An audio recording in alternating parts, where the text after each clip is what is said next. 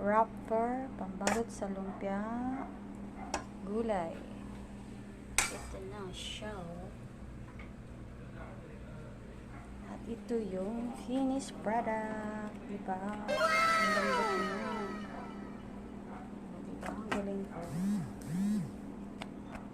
Yan. Pambalot ng lumpiang gulay. Wow! Gagawa ako ng lumpiang gulay.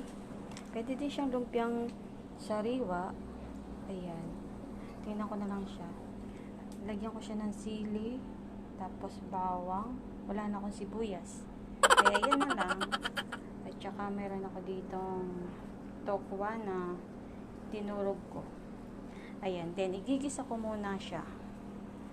Igigisa ko muna siya ng konti para maluto yung gulay. Yan. Gisa ko lang siya ng konti.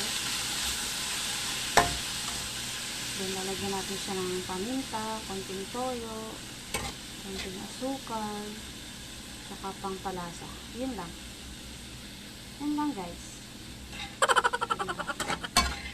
Pwede na rin siyang pang merienda, pangkain, pang-ulam, etc.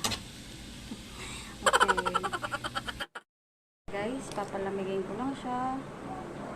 Ibabalot ko na siya dito sa ginawa kong wrap.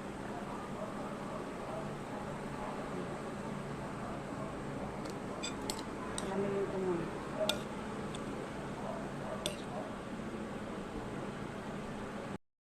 Ating lumpiang sariwa. Pwede rin natin siyang i-fried. Ayan. At ito yung lumpiang sariwa. Diba? Wow, sarap na. May peanut siya. Oh.